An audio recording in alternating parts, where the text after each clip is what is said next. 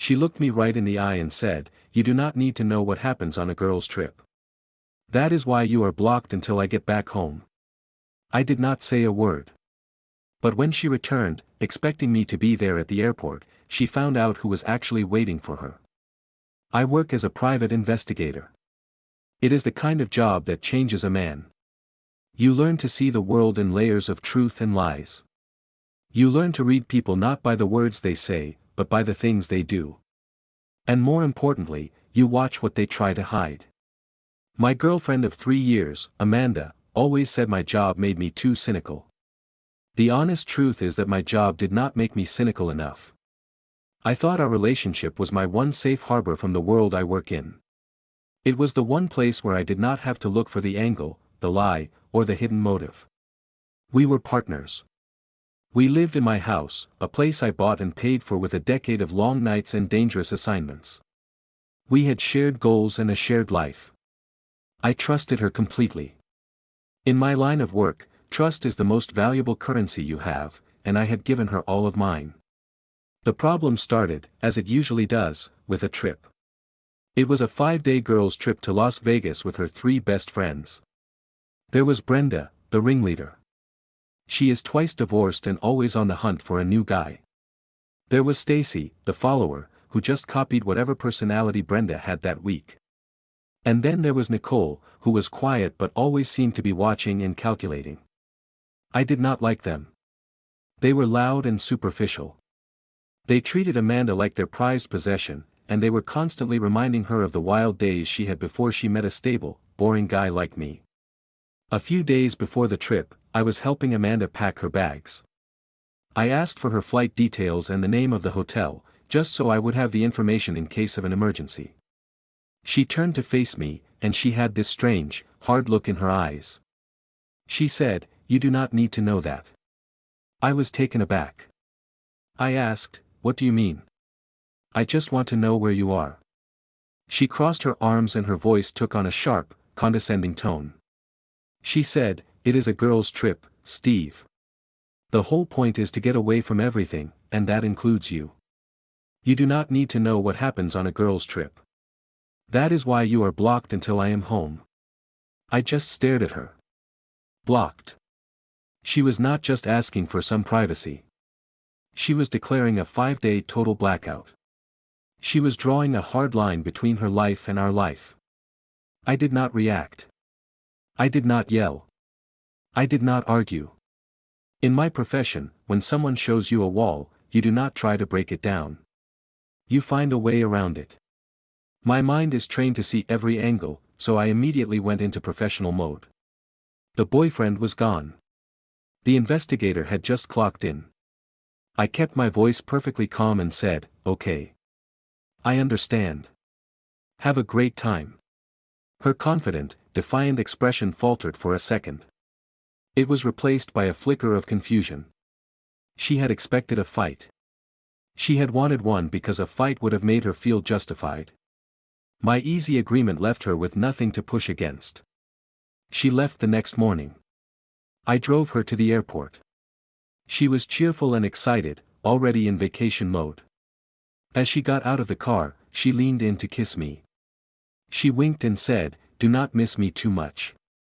I will call you when I land to let you know I am unblocking you." I said, "I will not." She laughed, thinking I was joking. I watched her walk into the terminal dragging her suitcase behind her. Then, I drove away. I did not go home. I went straight to my office. The investigation had already begun. She thought she was going into a 5-day blackout. She had no idea I was about to flood her world with light. She was expecting me to be waiting for her at the airport when she got back.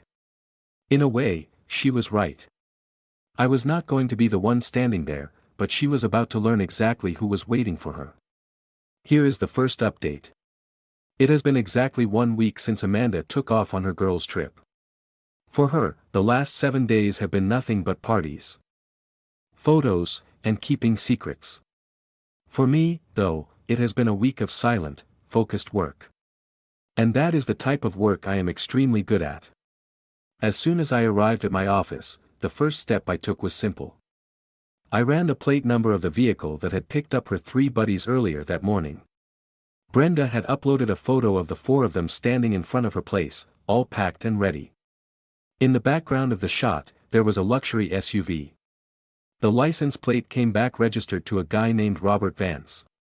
A quick background check showed that Robert Vance was a senior partner at a massive investment firm downtown. He was also married and had 2 young kids. That was interesting. Amanda had claimed they were flying on some cheap budget airline. But a little bit of digging into the flight logs for Las Vegas that day revealed a completely different story. There were 0 tickets listed under her name or her friends' names on any commercial plane. However, there was a private jet owned by Robert Vance's firm. It had filed a flight plan leaving our city and heading to Las Vegas that same morning. The list of passengers was not open to the public, but honestly, I did not need to see it. The situation was already becoming crystal clear. Her blocking me was actually a gift. It was not a hurdle at all. It was just confirmation that she was lying. She thought it would keep me in the dark, but instead, it gave me the freedom to do my job without having to pretend I was still the trusting boyfriend. Her friends, on the other hand, were sloppy. They were arrogant. Stacy, the follower, had her social media profile set to public. She was a goldmine of information. All week long, she posted a constant stream of photos and videos. They were all carefully cropped to look like just a girls' trip. There were shots of the 4 of them drinking cocktails by the pool. There was a video of them dancing at a club. There was a selfie right in front of a famous casino. But amateurs always slip up. In one selfie, I looked at the reflection in Stacy's sunglasses. I could clearly see the outline of a man sitting right across from them in a cabana. In the background of a video from the nightclub, I spotted Brenda laughing and leaning in close to a guy who was definitely not her ex-husband. The biggest slip-up was a photo that Nicole posted. It was a group shot of the 4 of them at a high-end dinner. On the wall behind them, there was a very distinct piece of art. It was a large abstract painting. I did a reverse image search, and it took me less than 5 minutes to find it. That painting was a famous piece hanging in the private dining room of one of the most exclusive high-roller suites at the Bellagio. That suite is not available to the general public. It is reserved strictly for the casino's biggest whales. I made a couple of phone calls. I have contacts in Las Vegas, people who owe me a few favors. A buddy of mine who works in casino security confirmed everything for me. The suite was registered to Robert Vance. He was in town for the week hosting a group of clients, and his guest list included 4 women. My girlfriend, Amanda, was one of them. This was not a girls' trip. It was a paid party. She was not on vacation with her friends. She was basically an accessory for a wealthy married man and his business associates. The entire trip, the secrecy, the blocking of my number, it was all just a cover for a life she was living that I had absolutely no part in. The final piece of the puzzle was the most painful one. In one of Stacy's videos, I spotted Amanda in the background. She was laughing, holding a drink, and talking to a man. I could not see his face clearly, but there was something familiar about him. I isolated the audio track, cleaned it up, and ran it through a voice analysis program. It was a long shot, but I had to know. The program matched the voice pattern to a sample from my own database. The voice belonged to a man named Jason, her ex-fiancé. This was the man she told me she despised. The man she said had cheated on her and broken her heart. It turns out, he was one of Robert Vance's clients. The entire thing was a lie. It was a complex, layered, and deeply insulting lie. She had not just gone on a trip without me. She had gone on a trip to be with another man, funded by a different man, all while pretending to be with her friends. My course of action was clear. This was not a situation that required a conversation. It required a consequence. A public, undeniable, and life-altering consequence. I started with Robert Vance's wife, Linda. I ran a background check on her. She was a respected pediatrician and a mother. She was a woman who seemed to have no idea what her husband was actually doing on his business trips. I did not contact her directly. That was not my place. But I compiled a file. It was a neat digital package containing the flight plan of the private jet, the hotel suite registration, and the photos from social media, including the ones showing her husband with Brenda. I sent the file to a reputable divorce attorney in her city, along with an anonymous note that read, "You might want to show this to your client, Linda Vance. It seems her husband's business trips are more eventful than she knows." Next, I dealt with Jason, the ex-fiancé. He was a real estate developer. According to public records, he was also in the middle of a messy business dispute with his former partners. I have a friend who is an investigative journalist. I sent him an anonymous tip about a real estate developer who funds his lavish lifestyle and his trips to Las Vegas using other people's money. I included Jason's name and some details about his business dealings that were not hard to find if you knew where to look. Finally, I prepared for Amanda's return. She was due to land on Sunday afternoon. She had texted me from a friend's phone a few days ago. It was a brief, cheerful message. She wrote, "Having so." I told her exactly who I was, and I told her what I had found. I sent her the evidence, the audio file, the pictures, and the hotel information. She was silent for a long time. Then she started to cry. But after the tears came the anger, a cold, hard anger that matched my own.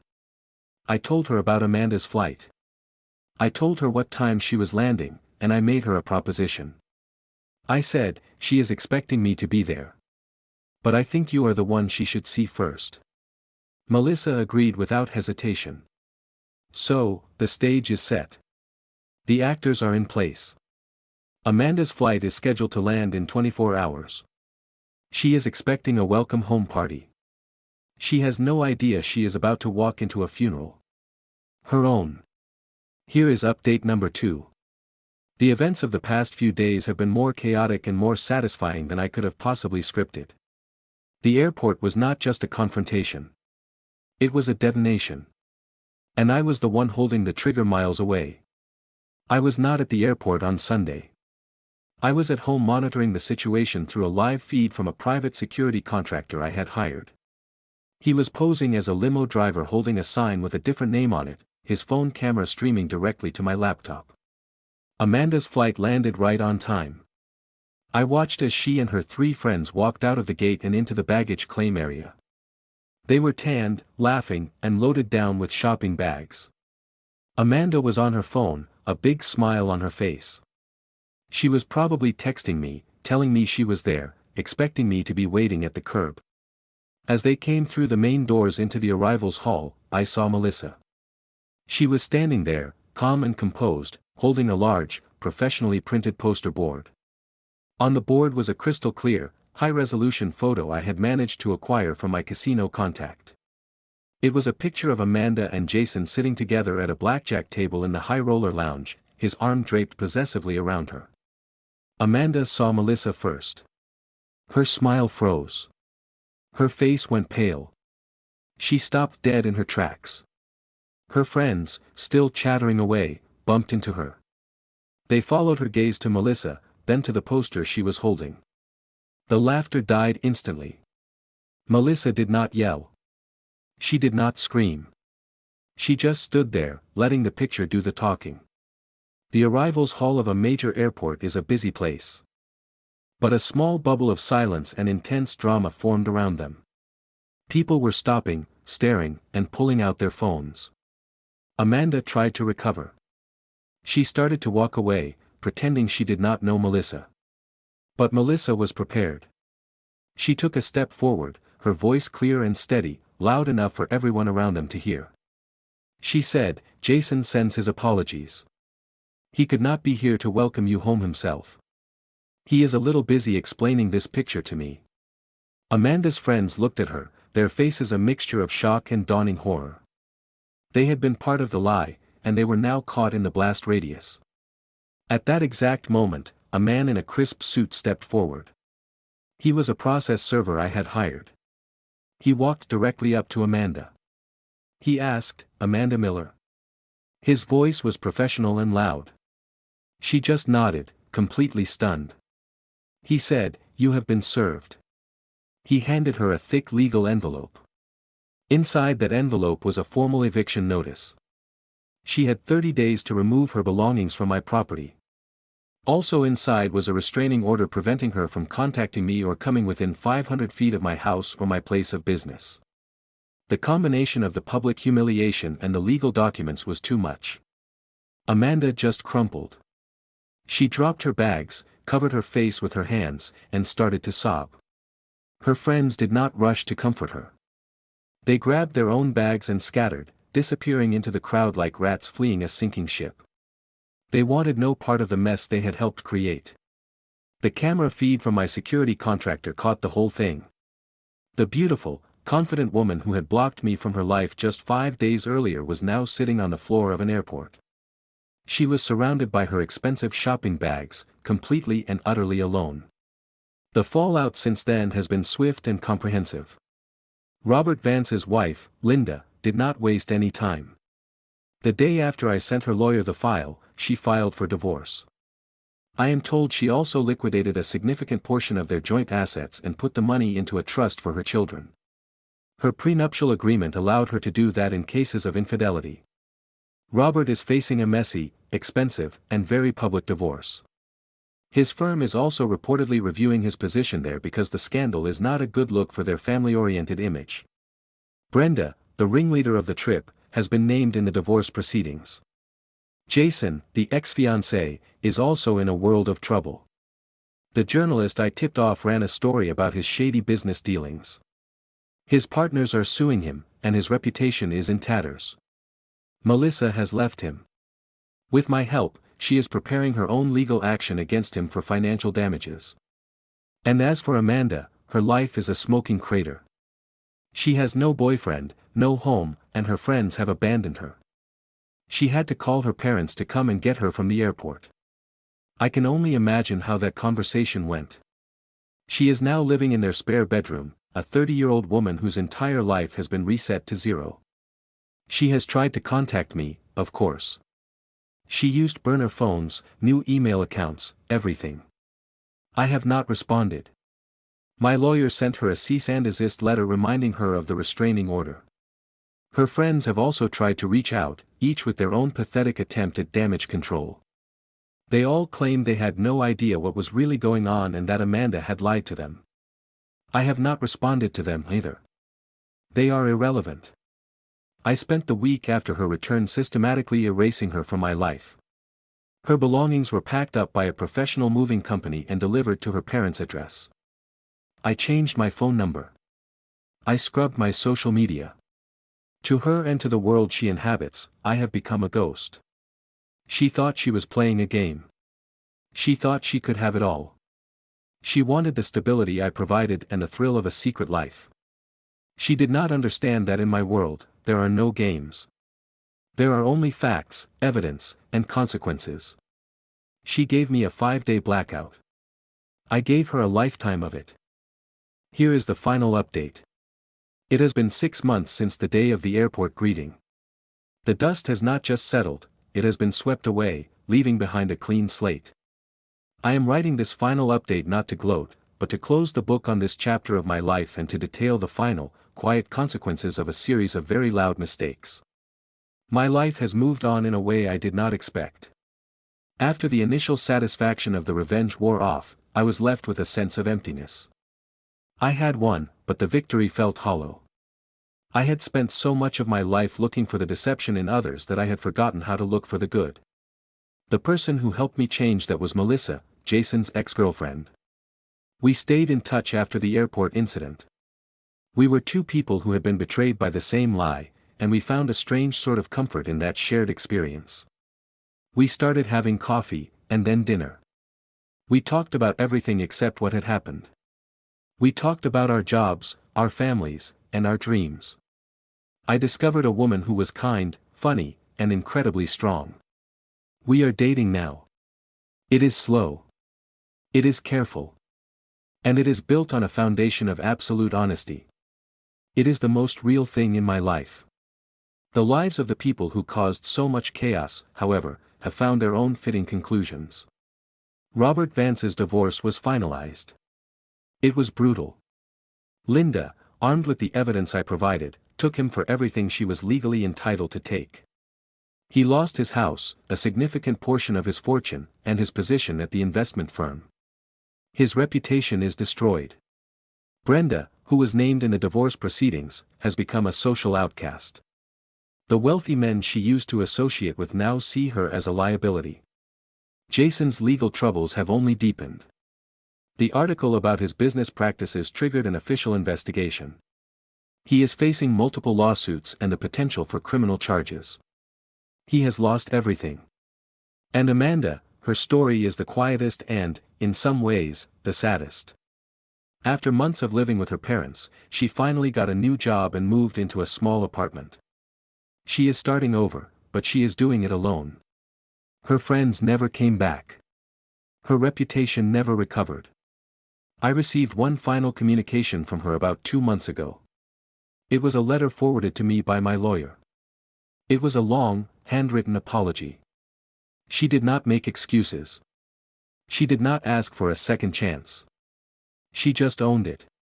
She wrote that the public humiliation at the airport was the worst day of her life. But she said it was also the day she finally saw herself for who she really was, a person who valued the attention of others more than the love of one good man. She wrote that she was in therapy and that she hoped one day to become someone she could be proud of. She ended the letter by saying that she did not expect forgiveness, but that she was truly sorry for the pain she had caused me.